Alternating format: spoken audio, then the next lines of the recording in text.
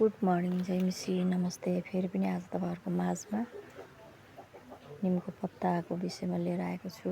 मैले सानैबाट गर्दै आइरहेको कुरा, मेरो बुवाले मलाई सिकाउनु भएको कुराहरू। अहिले मेरो बुवा हुनुहुन्न संसारमा, तर पनि मलाई बुवाले भनेको कुरा, मैले गर्दै आएको कुराहरू एकदमै फाइदाजनक नै छ।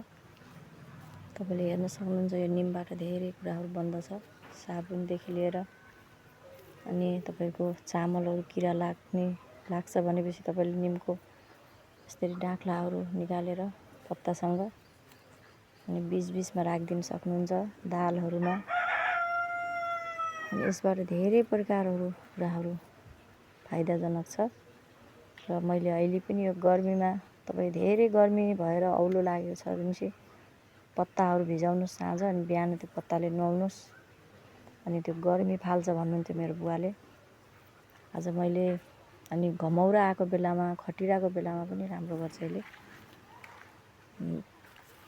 त्यतिखेर धेरै राम्रो कुराहरू मैले सिकेको कारणले आज मैले यो प्रयोग गर्दै आइरहेको छु। र यसरी निम मैले लगाएको 2 वर्ष जति भयो। 2 वर्षमा यति ठुलो बुट्टा भइसकेको छ, हेर्न सक्नुहुन्छ। घर अगाडि अक्सिजन पनि राम्रो दिन्छ यसले। अनि त्यस्तै तपाईँले यसको प्रयोग गर्न सक्नुहुन्छ। यतिखेर गइरहेको हुन्छ यसको पत्ताहरू, किरा लागेको कुनै पनि हामीले रोपेको फुलहरू छ, कुनै तरकारी बिरुवाहरूमा पनि यसलाई तपाईँले यसको पानी बनाएर छर्किदिन सक्नुहुन्छ, त्यो पनि काम लाग्छ। अनि नुहाउनुभन्दा अगाडि 10 मिनट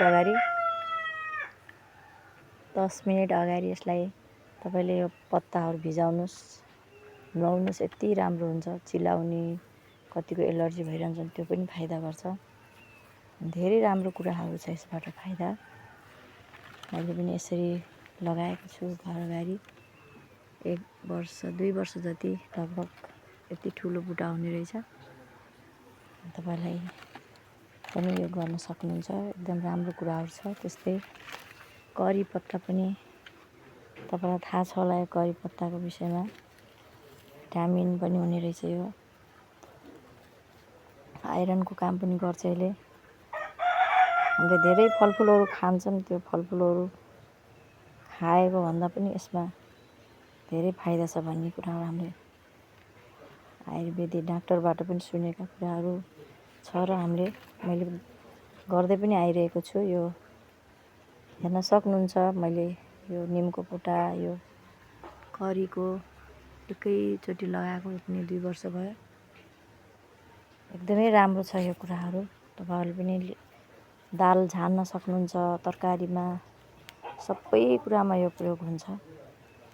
तपाईँले बोइल गरेर यसरी 10-15वटा पत्ताहरू खानुहोस्, त्यसमा पनि एकदम तागत दिन्छ।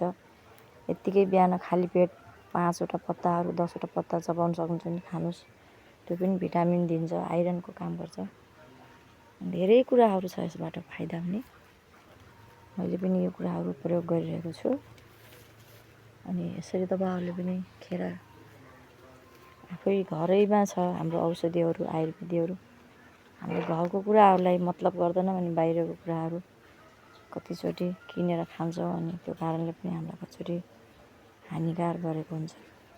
यसरी तपाईँहरूले पनि यो पत्तालाई तरकारीमा, दालमा थोरै 2टा पत्ता, दाल झान्दाखेरि दालमा झानिदिनुहोस्, मिठो हुन्छ बास्ना। अनि त्यसरी बोइल गरेर तपाईँले खान सक्नुहुन्छ। कतिले पत्ता चपाउन सक्नुहुन्छ भने खाली पेट खानुहोस्। यो मैले खाँदै आइरहेको छु, एकदम राम्रो हुन्छ सबै कुराको लागि। तपाईँहरूले पनि आफ्नो घर अगाडि रोप्नुहोस्।